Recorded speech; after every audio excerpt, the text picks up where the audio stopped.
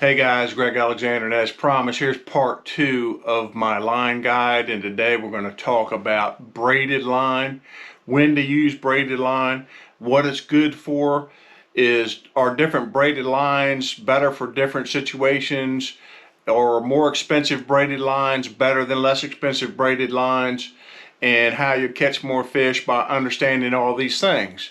So let's get right into it, and let's do a little bit of history with braided line and talk about maybe the makeup of it. You know, the history of braided line, when I was a kid, back in like the early 70s, a friend of mine got a rod given to him from an older guy, and it was spooled up with something called good rods. And if you're older, you probably remember good rods, and they probably actually still make, leaders and lines. I don't even really know. But I can still remember to this day the old commercial from Goob Rods, and it was Goob Rods line, thin diameter, no stretch, socket to them, Dacron line. That was their catchphrase that they used with that. So back even in, a lot of bass fishermen tend to think of braided line as something that didn't come around till a little bit later, but it's been here a long time. It was actually the original line that most people used before monofilament came out. So that being said, let's understand there's three types of braided line made up of three different types of material. The older materials were Dacron. The next material that kind of came along, probably in the early 90s was Spectra. And when Spectra came out, it came out, as a white line only. And that's what the original spider wires and all were all made of Spectra. And some of them still are. And then now we have also, in addition to Spectra, we have a product called Dyneema. And I think some of the differences between Dyneema and Spectra is just smaller filaments in each section of the braid.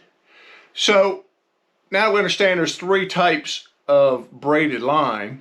They're all pretty much have the same property. What makes them different today? I mean, why can you spend a lot of money on 300 yards of braid here and not as much money on another brand of braid there? Well, a lot of it's in the makeup of the braid. The braid is just what it says. It's braided line. So if you were to take, if you remember, if you've ever watched somebody braid somebody else's hair, some lady braid another lady's hair, they'll usually take three strands of hair, right? And then they'll put one over, one over, one over, one over, one over. And you get this braid that goes down the back of their head or down both sides of their head. And if you were to look at that braid would look very flat. You understand? It's flat. It just kind of makes like almost a square knot, a flat knot through your hair. And that's what the original braids were, like three strands. And three strands obviously is easier to do than 4 strands, 5 strands, right on up. But there's basically today 3 different numbers of strands in the braid that you get. And of course, the more strands you get in it, the more strength it's going to have compared to its diameter. So you can actually get smaller diameter braid with more strands than a similar strength braid with less strands. So you basically have 3 strand. That's a flat braid. The line is literally flat. Then you have the 4 strand that came out after that, which gave it a little bit more of an oval shape of line. The cross section of the line would be oval. And then now the better braids are 8 strand braids. And the 8 strand braids are the round braids. They're round just like a regular piece of mono or a piece of fluorocarbon. They're round. And so you would ask yourself, well, why does that even matter? Well, I fish with them all, and the flat doesn't come off of the spool as well. It tends to lay over itself. It tends to catch up on cast. It's not as smooth. It just doesn't perform near as well. Obviously, the oval line performs a little bit better. And then about maybe 20 years ago now, I can't remember exactly, Power Pro came out with I believe the first truly round braided line. And the advantages of round braided line are its performance, its castability, how it lays on your reel. You can get more on your spool. It doesn't wind under itself and catch. It doesn't, doesn't dig into your reel as bad on a hook set. And that's something that the flatter lines will do too. When you set the hook, that flat is going to cut down in the spool and catch inside your spool. And then when you go to make another cast, it just catches, and you got to almost pull it out by hand. So now we understand the history of it. We understand the makeup of it, what lines they are, and how it's actually braided. Other things that can affect the price and the performance of braid would be aftermarket sprays. They actually make some aftermarket sprays that, they condition that line to make it perform a little bit better, made especially for braid. Various, companies make that. And then they have processes when they're actually making the braid now to Teflon coat or coat with almost like a tent dry material, like you'd spray on your tent. They call it tent dry back in the day, to keep the line from absorbing a bunch of water. And the Teflon, in addition to that, would allow the line to perform even better, sliding through your guides, casting better, coming through the water better without as much sing or noise, and giving it protection from both the sun and the water. And then there's one other type of coating that, some braids put on, and that's what they call a fluoropolymer coating. And that would be common with lines like Fireline or Nanofill, which Nanofill is like a micro Dyneema, I think, with a fluorofill. And those lines tend to be harder, not as supple as a regular braided line would be. And with some of these coatings that they put on here, it really extends the life of the braid by keeping it from fading, keeping it from degrading from the sun and the water and the drying, getting soaked, drying, and getting wet, drying and getting wet, which tends to degrade braided line more than anything. So there are some of the coatings that they put on there that really help the line. And of course, that's going to increase the price of the braided line product that you are purchasing. So now, when would you use braided line? Well, you use it in about 4 different cases, in my opinion. The first case that I would use braided line for is a main line on a spinning rod when I'm drop shotting. Almost exclusively anymore, I use a main line braid when I'm drop shotting tied to a fluorocarbon leader. And the reason I do that is I actually believe that straight fluorocarbon is better for drop shotting. But man, you have to change your line every day if you're drop shotting in any type of depth at all. Because every time you drop down on a fish with your drop shot, and then when you reel that bait up, it helicopters up the bait. That's just the way it's going to do. It's going to helicopter up, and it's going to spin your line.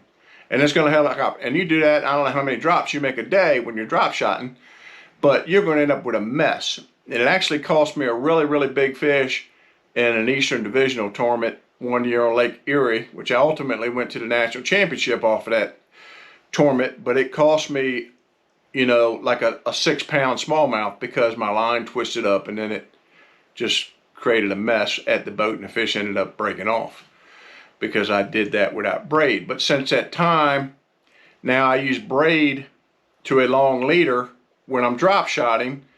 And if I'm drop shotting, I'm generally going to throw 8-pound fluorocarbon, maybe 6, maybe 10 even.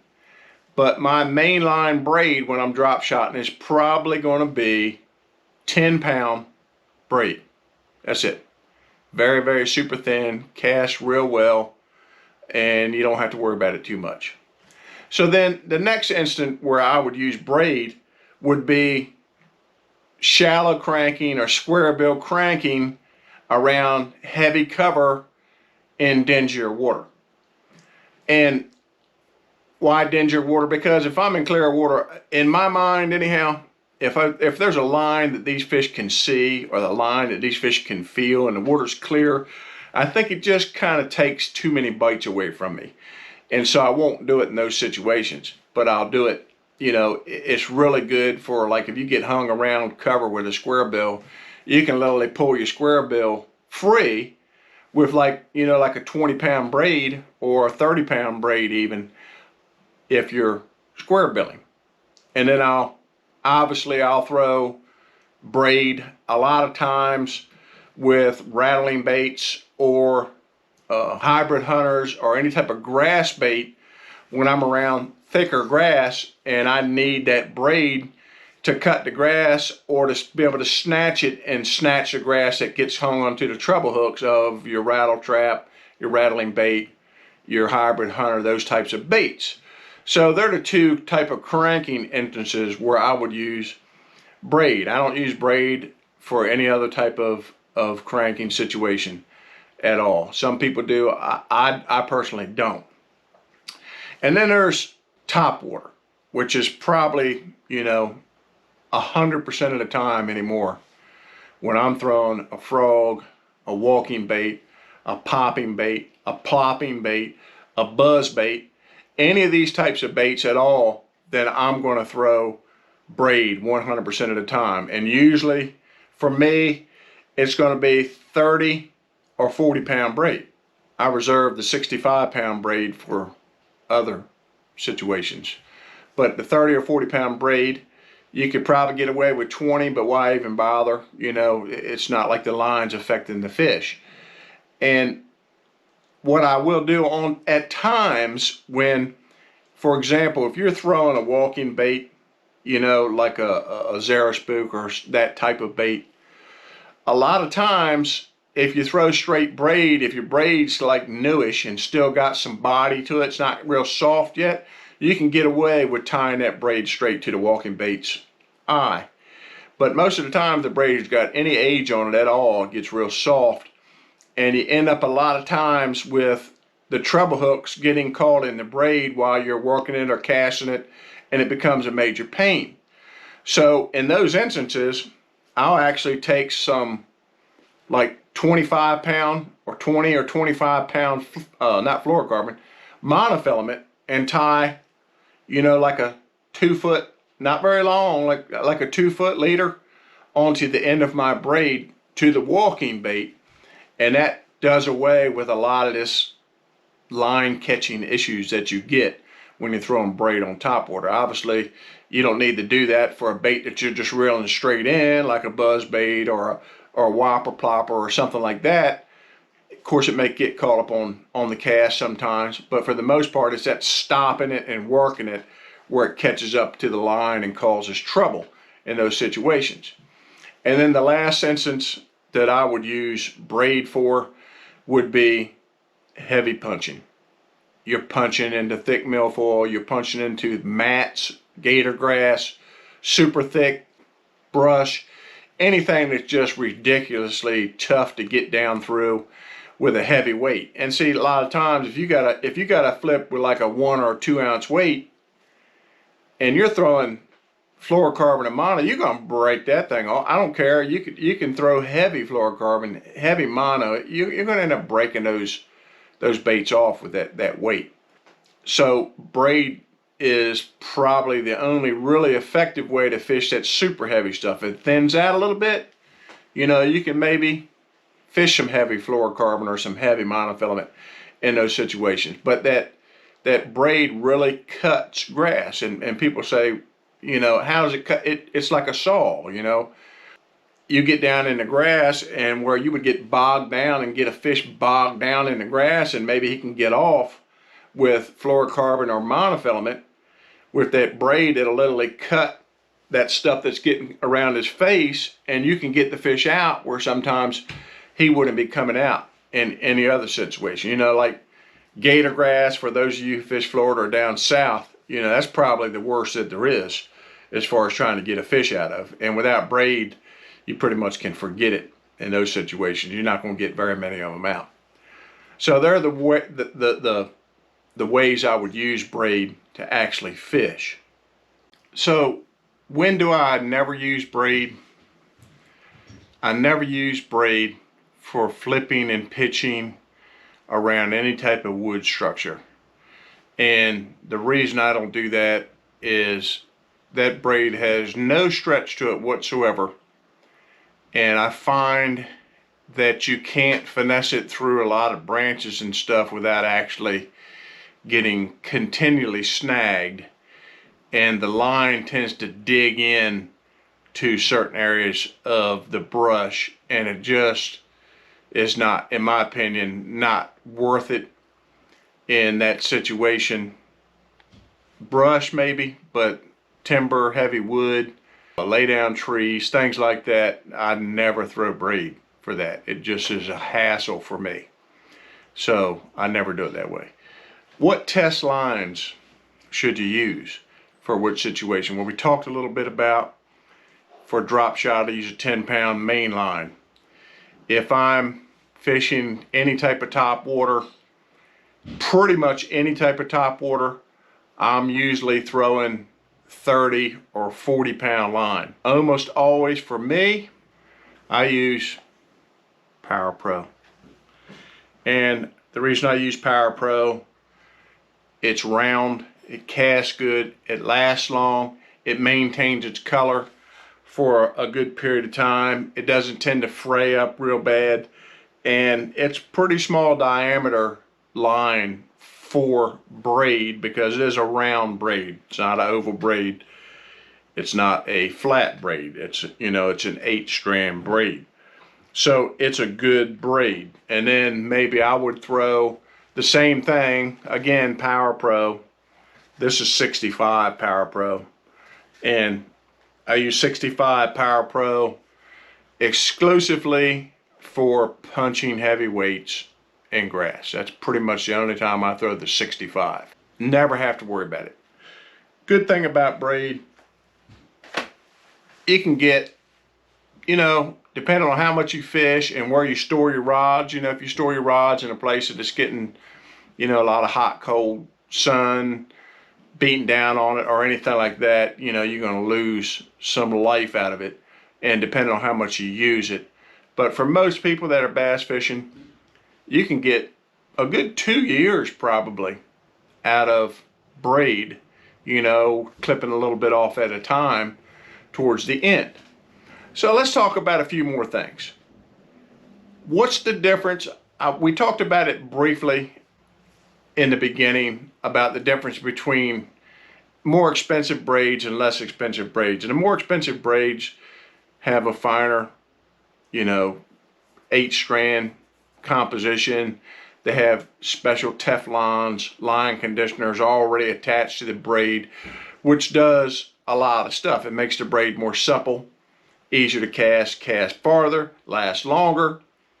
And one of the biggest problems you get with braid as braid ages is it tends to get really soft and it tends to fade.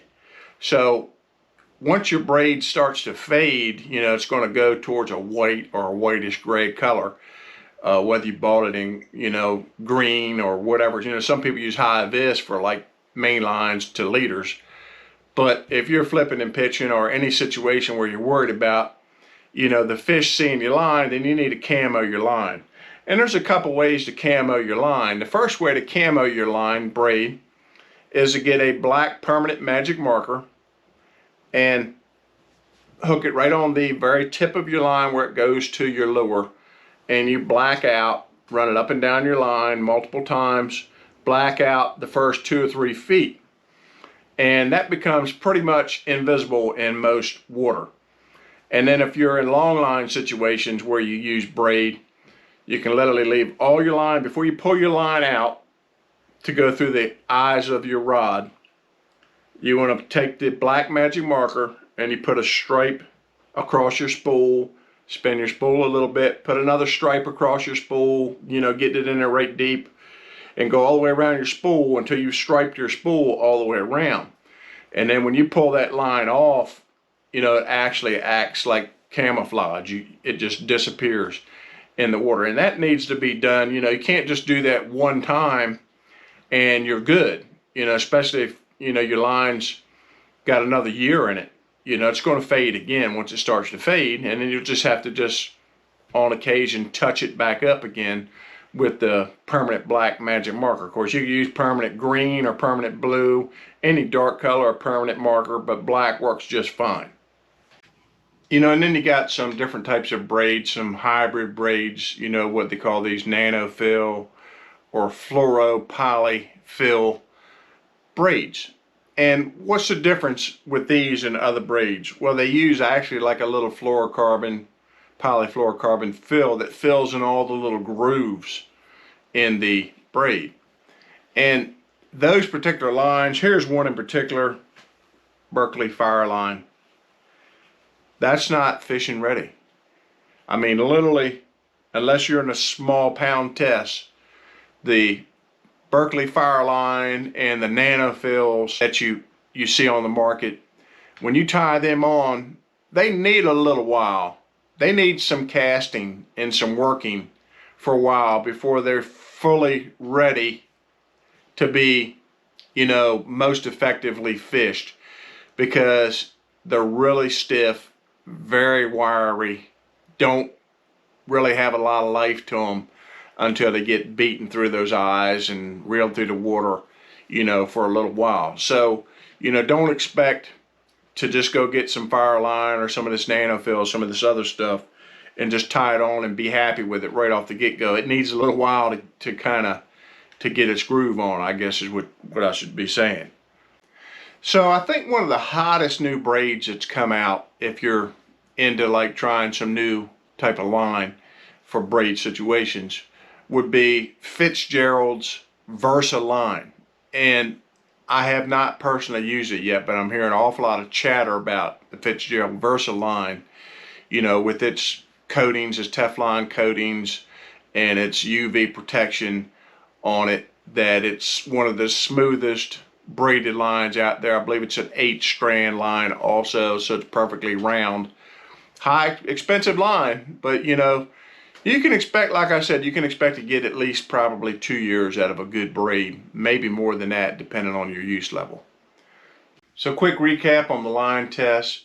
For drop shot main line, 10-pound braid. For winding baits, probably 20-pound bait. When I'm talking about winding rattle traps and grass type baits, probably 20-pound line, maybe even 30, depending on how thick the grass is and how big the fish are that you're fishing for. And then for top water situations, 30 or 40-pound braid.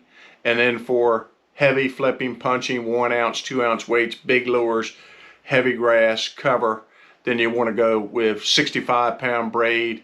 Probably want to stay with the round braids, the 8-strand round braids. And if you want to pay a little bit more money for a little bit better performance and a little more life, then you want the ones that have the extra Teflon coatings and line conditioners already included in the line. You'll pay more for them, but then you don't have to buy those extra products like line conditioner to make your line work better.